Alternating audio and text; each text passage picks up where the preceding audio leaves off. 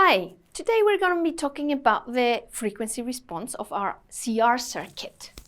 So, our CR circuit looks like this, and we already calculated our transfer function in our previous video. What we want to do is, like we did with the RC circuit, we want to calculate what the circuit does at many frequencies. In the simplest case, we will test 3 frequencies. One is at very low frequencies, and then 2 at very high frequencies, and 3 at our special frequency 1 over RC, which we already know is our cutoff frequency. So, what we did in this RC circuit, which is what we're going to do here as well, is we calculated the magnitude and the phase of our transfer function.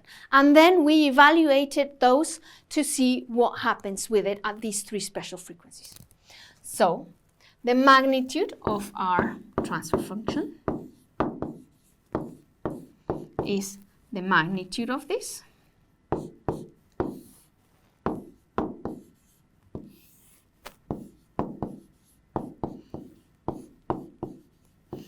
And the magnitude of a division is the division of the magnitudes.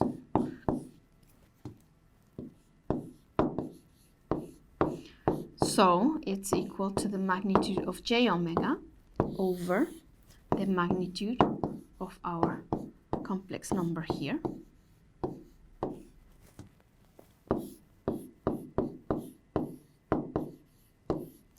The magnitude of a complex, of an imaginary number, it's just the imaginary number. And the magnitude of a complex number is the square root of the real part squared plus the imaginary part squared. So that's our magnitude. And now we calculate the phase. So the phase of my transfer function is the phase of this number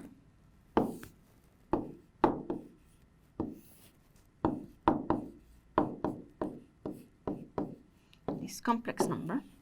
Now the phase of a quotient is the phase of the numerator minus the phase of the denominator. So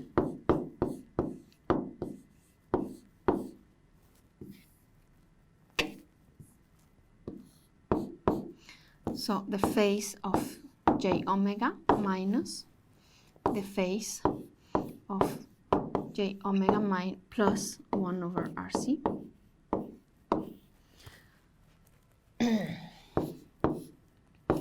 The phase of any number, complex number, is the inverse tangent of the imaginary part over the real part. So we just apply this. The inverse tangent of the imaginary part, I'm going to say, over the real part.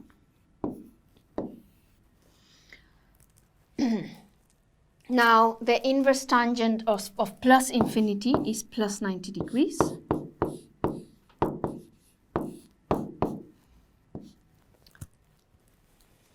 Yeah. 90 degrees minus of omega RC. So that's our phase. Now we have our magnitude and our phase. And now we're going to evaluate the magnitude and the phase at these 3 different frequencies. So first, what happens when omega is equal to 0?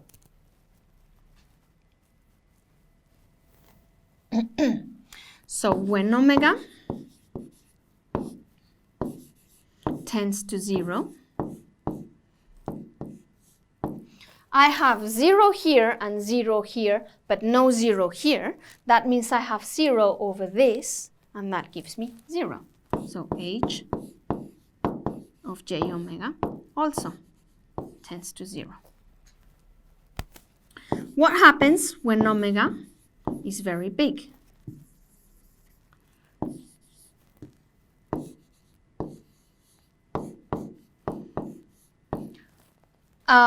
I have, this number is very big, and this number is very big. So, but this number is very big, so this one doesn't really affect it at all.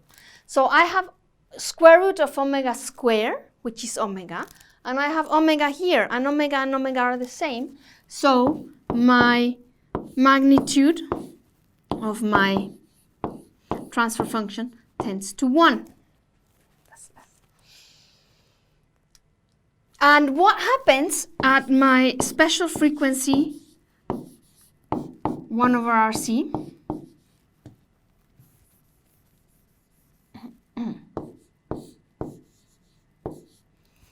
We're going to see here.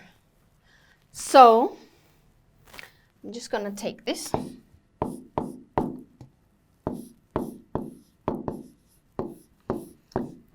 I would have 1 over RC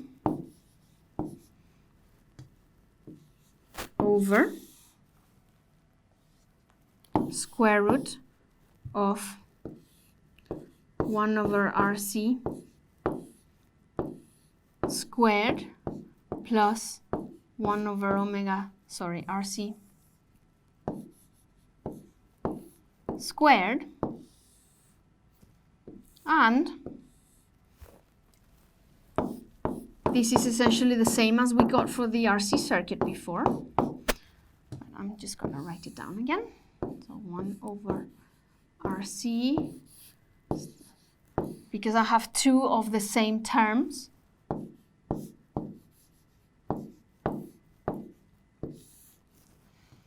So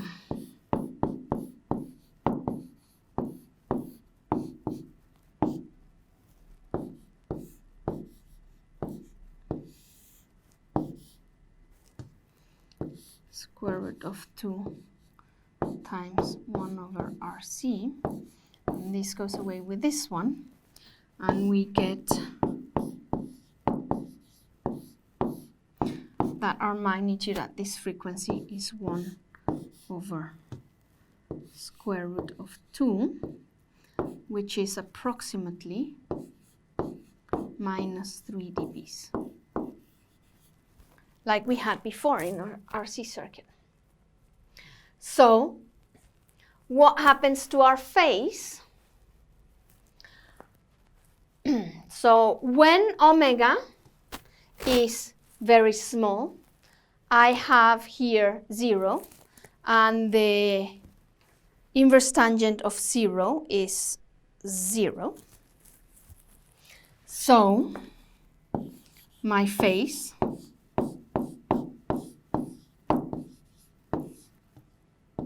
is equal to 90 degrees. When omega tends to infinity, that's very big. So the inverse tangent of a very big number is 90. So I have 90 minus 90 degrees, that's 0. So the phase of my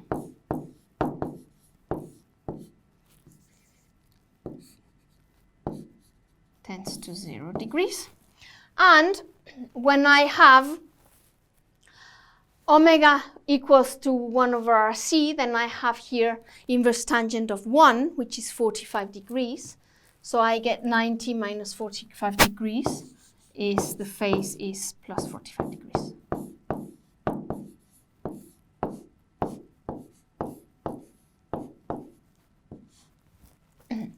So how does this look like when we plot that with respect to frequency, like we did with our RC circuit? So we're going to have this. So we have omega here and our special frequency 1 over RC here. And we have here 0 dBs and here minus 3 dBs. So at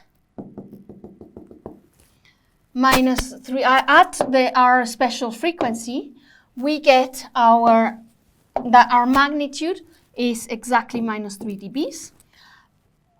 Above that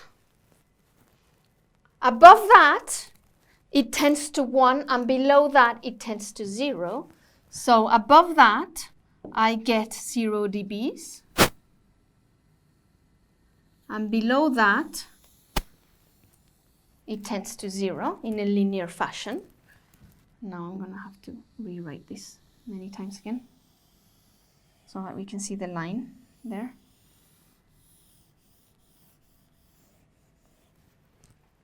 Now we can see it better. So that would be our magnitude, and our phase, I'm going to put on the phase, we say that at our special frequency we have plus 45 degrees. Below that we have 90 degrees, and above that we have 0. So it will go, so if we have here 90 degrees, so it goes like this.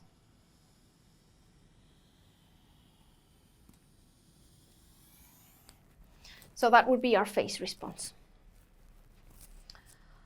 And yeah, because this circuit basically lets the high frequencies pass unhindered, so at high frequencies my input and my output are the same, they have the same amplitude and the same phase, and at lower frequencies than our special frequency, the amplitude gets attenuated gradually. Therefore, this circuit is called a high-pass filter. And our special frequency, 1 over RC, is again called our cutoff frequency. So, this is all about CR circuit I have to tell.